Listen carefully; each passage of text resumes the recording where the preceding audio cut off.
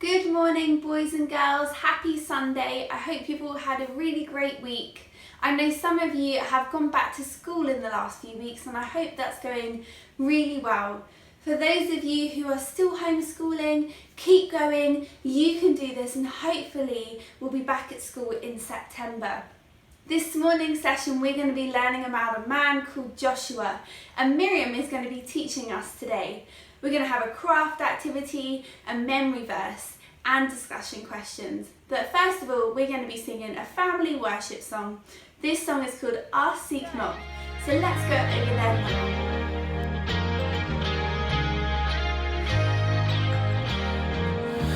I'm reading my Bible, and this is what it says to me. It tells you that I'm never ever alone. I'm learning how Jesus came down to us and gave his best. Without a doubt, the best friend you'll ever know.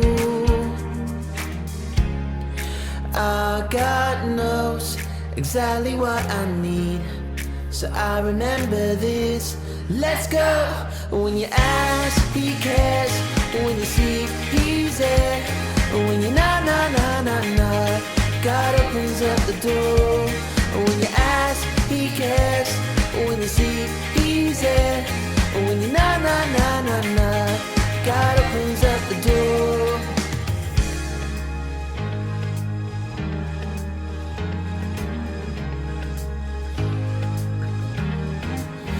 I'm reading my Bible, and this is what it says to me. It tells you that I'm never ever alone. I'm learning how Jesus came down to us and gave his best. Without a doubt, the best friend you'll ever know. Our God knows exactly what I need, so I remember this. Let's go. When you ask, he cares. When you seek, he's there. When you knock, God opens up the door. When you ask, he cares. When you seek, he's there. When you knock, God opens up the door.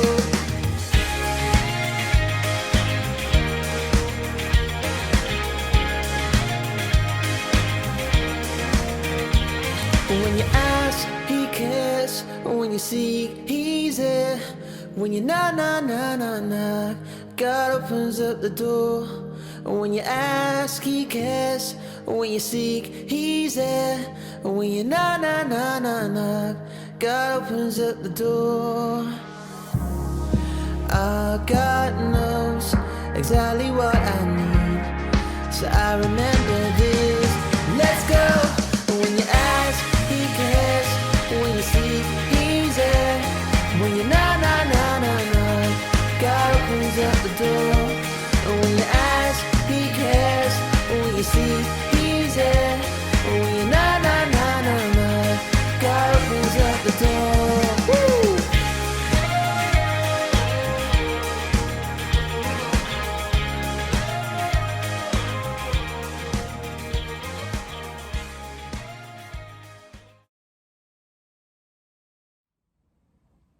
Hello, lovely St John's kids. How are you? Thank you for joining me on this lovely Sunday day. For today's Bible reading, we're switching it up a little bit, and Olivia is going to read it for us, and then we'll come back to me. So let's hop on over to Olivia.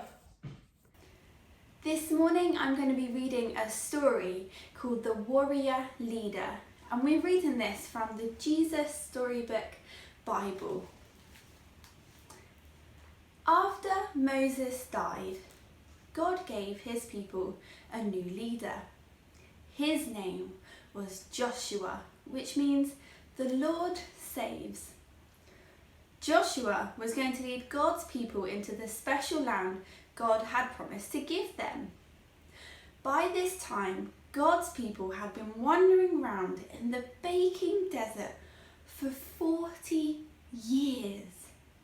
So you can imagine how sick they were of sand and anything yellow and tents and walking and being hot. And how happy they were to reach the edge of the desert and see their beautiful new home right there in front of them, all cool and green and lovely. There was only one problem: Jericho. Jericho was a city, but it wasn't just any old city. It was a fortress, and it stopped anyone from getting into the land. The people looked at Jericho, at the big, giant, scary walls around it, and the tall, towering ramparts, at the heavy iron gates bolted shut. They looked at each other. But what would they do? No one knew. But God knew, and God told Joshua what to do. But Joshua must have looked very surprised, because it was a very odd battle plan indeed, as we'll soon find out. Then God made a promise: I will always be with you, and I will never ever leave you. If you do what I say, your lives in the new land will be happy and everything will go well.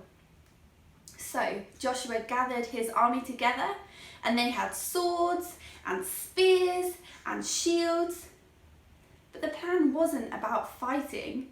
It was about trusting and doing what God said. Joshua's army went marching around the city, day after day after day. They're too scared to fight, the people in Jericho said. But they were wrong. God's people weren't scared. They were waiting for God to tell them what to do next. On the 7th day, God told his people to march round the city, not once, but 7 times. Then God told everyone to make as much noise as possible. Has anyone ever told you to make as much noise as possible? Well, imagine that. Add another 40,000 people to it, scream really, really loud, and you soon get the idea. It was ear-splittingly loud. And, as it turned out, stone-splitting too, because the huge, strong walls of Jericho just crumbled to the ground as if they were made of sand. Jericho vanished in a great cloud of dust. So it was that God's people entered their new home, and they didn't have to fight to get in.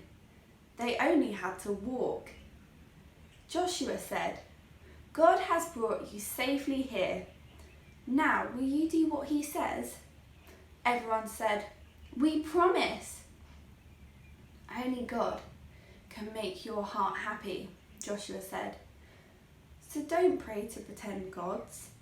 No, they said, never. I'm afraid they didn't keep their promise. They didn't do what God said for many, many years. And just as God had warned them, things would go very badly for God's people. They would lose their home. Enemies would capture them and take them off as slaves. And God's people would be scattered into different lands. But God's plan was still working. One day, God would give his people a new leader and another home. But this home, no one could ever take away from them.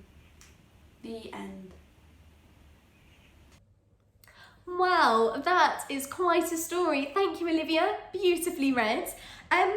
So, what can we take away from it? What does it mean for us? The people of Israel and Joshua really had to trust God and that he would come through. God had given Joshua this plan, but they were still going in blindly. They didn't know if it would actually happen or if God would come through. And all they had to go on was God's promise. They had to put their whole trust in God. But that to me seems very challenging, putting our whole trust in him. What if it all goes wrong? What if we don't get what we wanted? We are told to remember God's promise, but what is God's promise? Well, I hope that in this talk, I'll be able to shed some light on some of these questions. And to start off, I am going to tell a story. And it is about a time when I had to trust God wholeheartedly, a time when I felt like I was blindfolded and trusting God and his promise. This time last year, I was just finishing my A-levels and I knew that I had a passion for performing, but I didn't feel very ready to take the next level. So as a result, I didn't have any plans as to what I was going to be doing in September, and I felt quite lost. I was trusting that God had a plan, but at the same time, it all felt very unknown, and I felt like I was blind as to what God wanted me to do, where he wanted me to go. And for all I knew, I was staying at home and I was working for the year. That was it. And then came the end of July when I went to New Wine. And New Wine is this amazing big conference where all these churches from around the country gather together for a week or two, and it's fab. And I volunteered at one of the kids groups. And in one of the kids groups we had meetings, and in one of the meetings these two men came to promote the New Wine discipleship year. And they spoke about it and they interviewed someone, and I thought, interesting, that like something in my heart just went, oh, but I thought, no, that's not for me. So I kind of discarded it, didn't really think about it. And then a couple of days later we had another meeting and it was mentioned again. And again, I thought, interesting, but that's not for me. And then they did a call to prayer for people doing gap years, which was me. So I went forward, and the person who prayed for me was a discipleship year student, and she had the Psalm chapter 1 verse 3, which says, "He is like a tree planted by streams of water that yields its fruit in its season, and its leaf does not wither. In all that he does, he prospers." And she mentioned the year that she had just done, and she had done it at St Paul's Ealing, and so she encouraged me to go and talk to the team. So I went to the team, quite out of my comfort zone. I don't really like talking to strangers. And the person who approached me was none other than my auntie's best friend. So I was like, amazing. And at this point I thought, okay, something's definitely going on. So I spoke to my dad, and he thought it was a brilliant idea. And I was quite shocked because I wasn't sure how he would react, even though my brother did it. And so sure enough, the next day my dad did some investigating, and every time someone was mentioned that my dad needed to speak to next, they came through the door and my dad could speak to them. And sure enough, we found out about the lovely church, St John's, which was in Ealing, looking for a children and worship intern. And voila, within the next month, I had moved into the house I'm currently in, and I've seen nothing but God's goodness, and that this is totally where I was meant to be.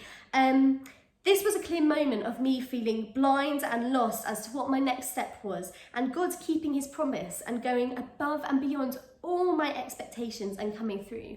I trusted him wholeheartedly, despite not knowing where I was going, and he brought me here to be part of this amazing community of people.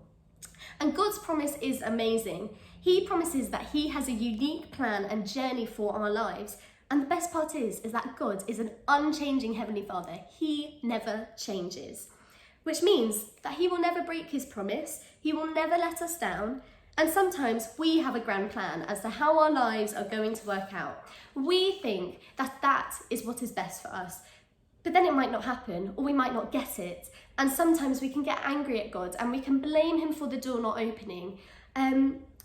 But actually, God has an even better plan for us. And it's so important that we trust him wholeheartedly, and that he will just blow all our expectations out of the water for the better. He knows what we need, and he won't let us down. Just like all those thousands of years ago with Joshua and the people of Israel, and just like he did for me. And you may sometimes feel impatient, waiting for God's plan to be revealed, and that's natural. I am a very impatient person, but at these moments we can remind ourselves of God's promise, that he has a unique plan for us and that he will never let us down. I have also found that when I have felt like this recently, especially with what I'm going to be doing in September, where I'm going, I keep getting the song Trust the Lord with All Your Heart in my head. So maybe if you've ever catch yourself worrying about the future, school, family, anything, maybe you can remind yourself of the song and God's promise, and it will just remind you of God's faithfulness.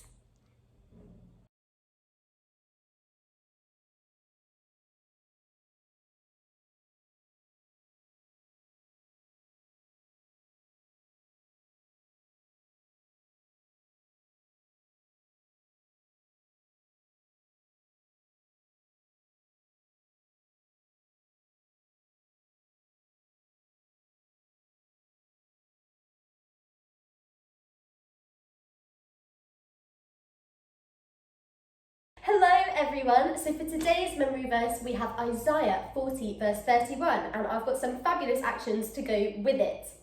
But those who trust in the Lord will renew their strength. They will soar on wings like eagles. They will run and not grow weary. They will walk and not grow faint. Let's do that one more time. But those who trust in the Lord will renew their strength. They will soar on wings like eagles. They will run and not grow weary. They will walk and will not faint. There we go, guys. That's it. Isaiah 40 verse 31. Have fun.